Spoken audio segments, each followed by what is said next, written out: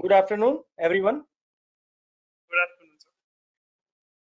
Yes, myself, Niag Chokshi, partner at a company called Techno Industries in Ahmedabad, manufacturing Techler's range of material handling equipments since last 4 decades and experience of 5 decades. We are having two plants in India, and at present mainly based in Ahmedabad. One is in Vatwa Industrial Estate and another is in People's Industrial Estate. And myself is a mechanical engineer from Karnataka University and already into the business of lifting and shifting into material handling since past 25 years. Okay. So this is some introduction about me, the people who are not aware in the apart from the material handling industry. I hope this will be useful to you. Yes, yes. So, could you give a small brief about your products? Uh, we are into manufacturing of overhead cranes, basically, which are used for lifting and shifting big jobs inside the factories. So we are make cranes. We also make wire rope hoists, which are used is a part of material handling equipment, wherein we use those for different projects for lifting and shifting in only X and Y direction. Cranes are used in X, Y, Z direction. Hoists are used in Right. X and Y direction. These are all both electrical options. Earlier, we had started this company with manufacturing manual options like manual hoist. You have to lift manually, means with the help of a chain, and with you have to shift with the help of a chain. This it's a function and it's an engineering about it. So you lift and shift, but now these days manpower is a big shortage. So mostly people use hoist and cranes. So this is the one part of overhead material handling. This all falls into the overhead material handling. The other field is floor handling, where you move the load through a transporter or through a trolley, through a stacker, through a pallet truck, and you move across the sheds and you stack in the Sure. storage systems and all those things. So this is all about material handling. You have goods lift, which takes the goods from one floor to another. You have car parking systems which can stack the cars. This all falls into the car parking. So Okay. we are having a big product range basically, and we have different experts and different verticals taking care of each segment and each range. So, do you also see that with the modernization of automation across the industries, how significant it would be for techno industries? See, automation and modernization is the most important thing in today's context for not only material handling, any industry. And so we are not exception. We also have to modernize and we also have to upgrade. As far as modernization automation is considered, for my internal unit, that we are already working on it. Automation from the point of automation in building. First, we have the industrial layout. We have processes. We have laid down all the processes. We have seen where we can automate fully and where we can semi-automate it. And we have automatic welding machines. We are robotic welding machines to weld stiffeners inside the crane girders. We are working on painting booths which will paint the crane automatically. And most important, we are working on modernizing by using the right IT-enabled products inside the factory. So what happens? The data is accumulated and it is not person driven, it is system driven. And as far as the whole modernizing concept is going on, all cranes and all material handling equipments are being modernized these days.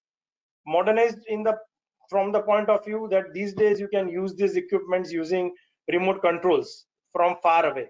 You can just get the information, real-time data, what is going on in your crane, what is going on your floor through the IT gadgets by condition monitoring systems.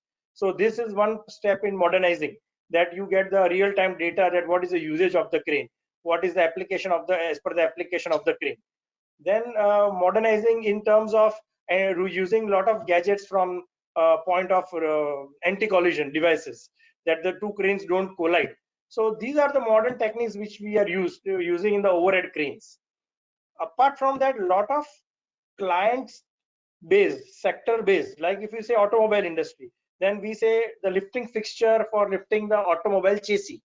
If you say mining industry, the winching system to pull the all rocks from the beneath the earth. Then if you say space industry, then we need a special fixtures for lifting the rockets and missiles. So there are different various segments. We have to categorize each segment is an expertise in itself. And Techno Industries is very well versed with its knowledge and data bank, and with different verticals all in place.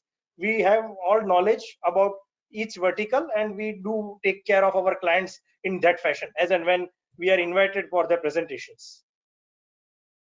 In terms of like you said that you have already uh, incorporated all the automation which is required in the industry. Right. So in that context, a lot of data must be accumulated at your end as well as your client's end.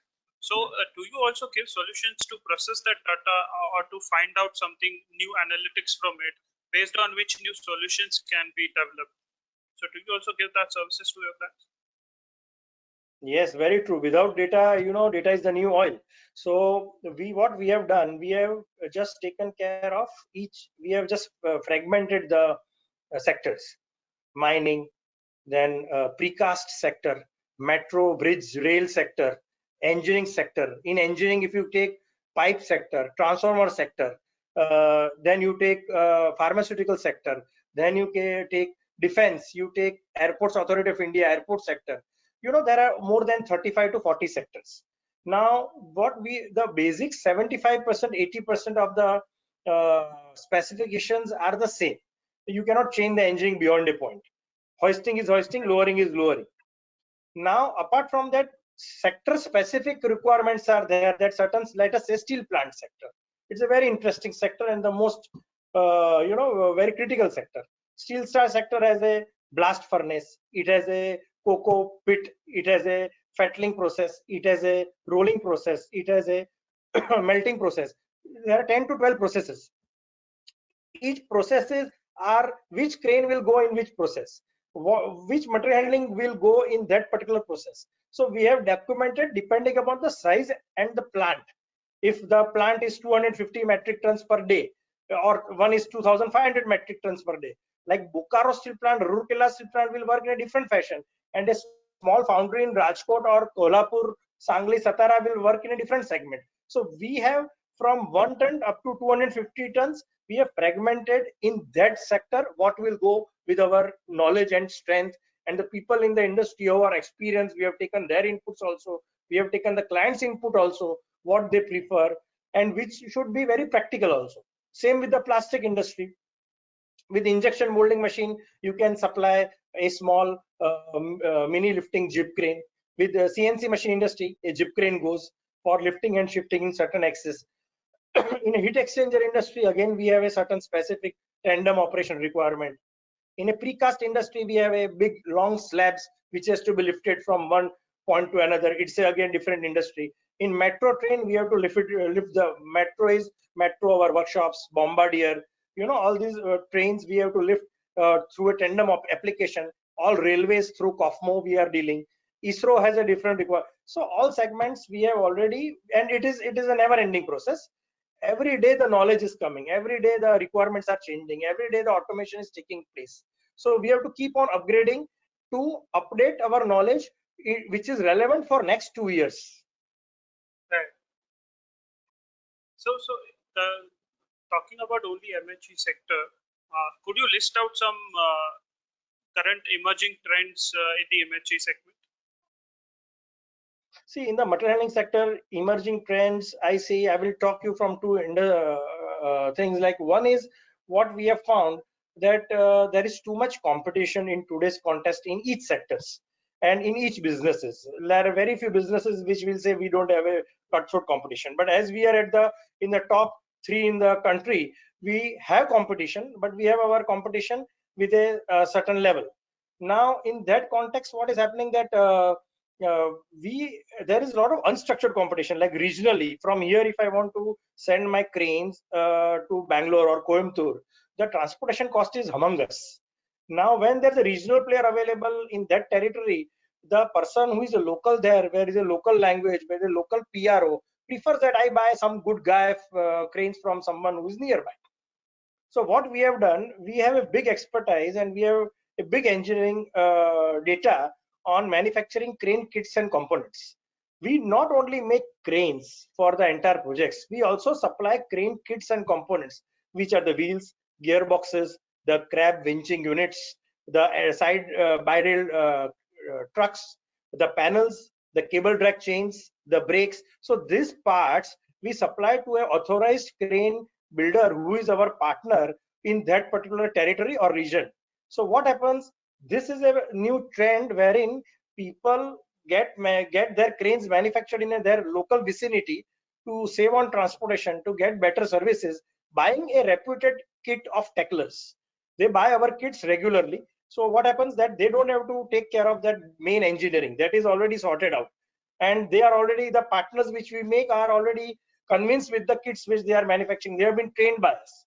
We also help them and give them the knowledge on the particular sector they are dealing with, what to take care, which application will require which classification of the crane, what is the other automation, how much automation he should do, whether he should do the most sophistication or in the mid or the basic automation. So we give them a complete idea. We also give, we have an arrangement where we also give them the manufacturing drawings for the fabrication girders, so thereby they can fabricate locally and we can get that inspected through a SGS or some good inspection body, and then the kit comes from Ahmedabad, and then the whole it gives value to the customer if it is far off.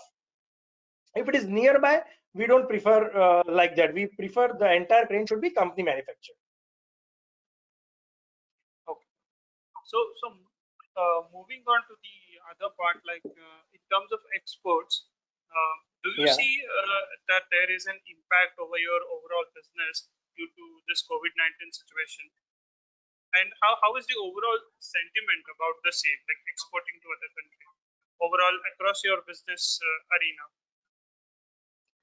Yes, a very good question, very good question. In these times, still, as we all know that on third again it will open, and we don't know what again, if any news comes that further 1 week is going here or there. Now we all stopped our manufacturing in the March end, where we have to dispatch our and commit our export consignments which were ready. We were not able to sell. Now these are the things, but the situation is, it is called contingency, or you can force the measure. This no one had predicted and it has just come, so we have to fight it with our chest in front. So the market after COVID-19, once it will take some time to the workers and the workforce which has gone back to their villages or to their natives to come back and start, which will take approximately 1 month. So your you say May is gone. By that time you will be taking care of how to operate post COVID, and what care to be taken from the distancing point of view, uh, from the tunnels, from where we have to spray for the people, from the gloves, and how the new culture will be coming into place, which will again take 15 to 20 days, if by changing the people and changing the mindset.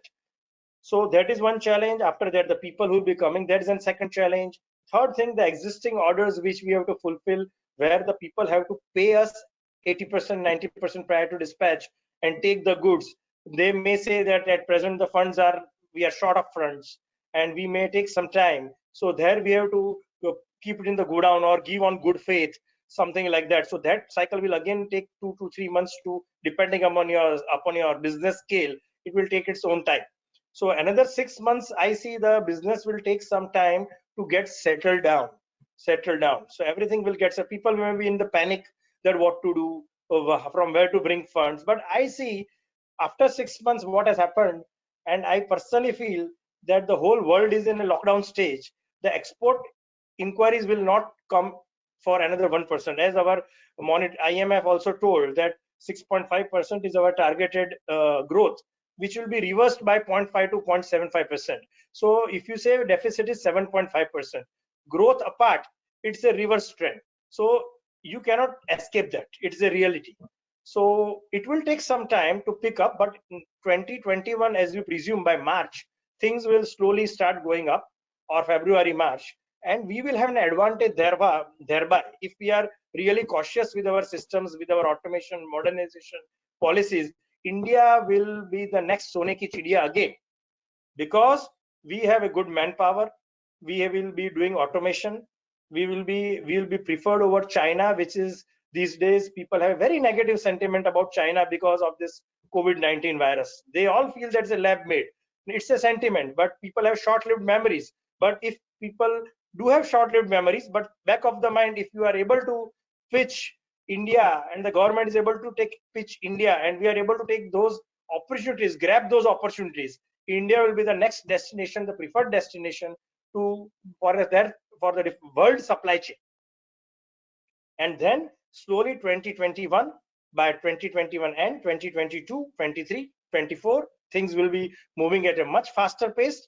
A lot of companies will be coming in. We have to grab the opportunity. It's a opportunity in disguise.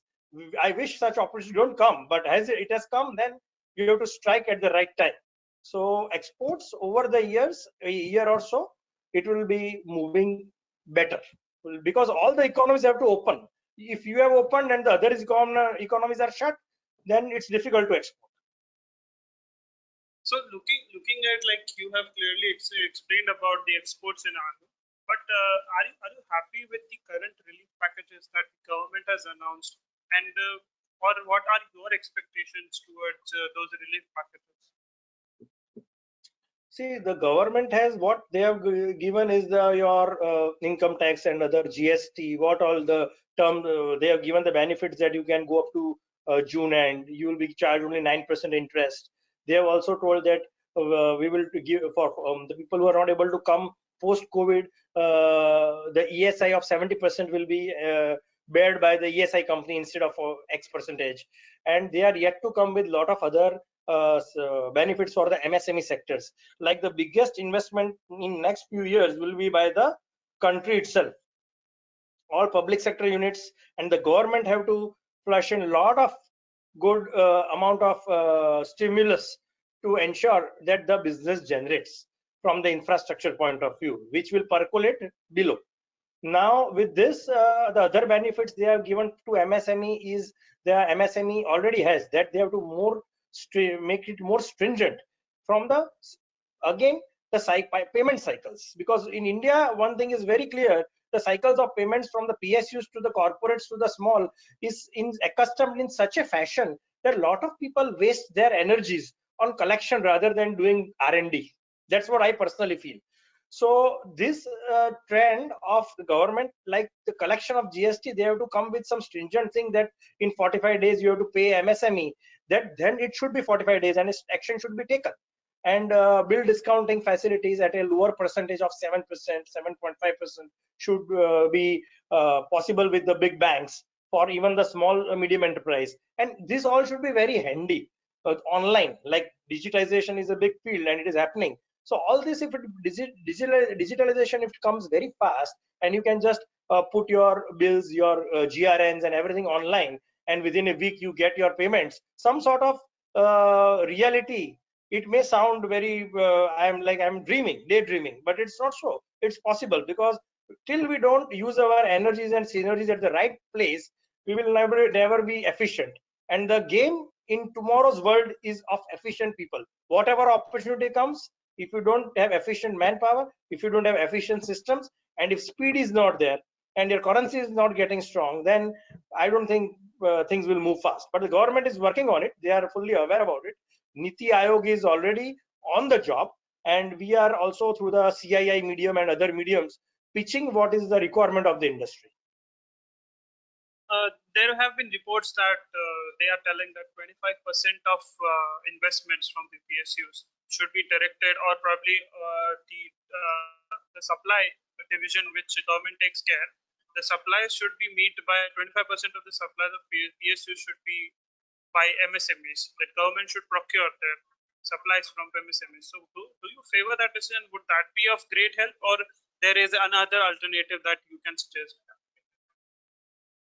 No, definitely. See, I will tell you, medium enterprise is the backbone of India. if you see the maximum taxes and the revenue collection for any government which comes in any of the nation, it comes to MSMEs, because the PSUs have a bigger role to play of providing employment and giving the statutory. MSMEs give the taxes to the government. MSMEs is a very wide base, and MSMEs employ most of the manpower in the country. So MSMEs, you have to facilitate MSME, not here, it's everywhere. And you have to in fact make the corporates PSUs more efficient. Corporates are already efficient, they have their balance sheets and everything coming. The PSUs has to become further efficient. The systems are extraordinarily laid down in our country. The PSUs have fantastic systems of checking and everything, but one has to understand their systems, and there has to be a bridge, someone has to be a catalyst in understanding the way government functions from the public sector companies and the way MSME functions. If that bridge goes very well, then I think things will move fast. So, in the post-lockdown period that you already mentioned, that companies will have to bear the post-lockdown issues for some time. But after that, yes, there would be a good time, and this is a challenge in disguise. Sorry, opportunity in disguise. So, looking at Yes. that, what do you see that what would be the challenges that would be very much upfront just after we get out of lockdown? So I told you again, the manpower coming back to work is a challenge. There will be a lot of ways where people will not be meeting, like what webinars and video conferencing. That change will come. So you have to have that IT infrastructure for that, right? To communicate better rather than going and meeting each and everyone, sitting in someone's reception for an hour and a half. You have to be more disciplined with time from top to bottom. People have to value time, and the most important, your raw material which is going to come from abroad in your supply chain has to be sourced domestically. Right now, if all these are taken care, then you have to modernize, automate, and deliver in time, and you have to follow all the European standards, Indian standards, relevant standards as per your industry. So, looking at like post lockdown, or probably if we when we get out of this COVID-19 situation, and looking at this particular impact on the industry, have you also altered some of your plans which were already planned for the upcoming year as well as this year? And could you list out some significant changes that you have brought in your expansion plan or probably growth plans? See, post COVID, we have planning. We are planning. Excuse me.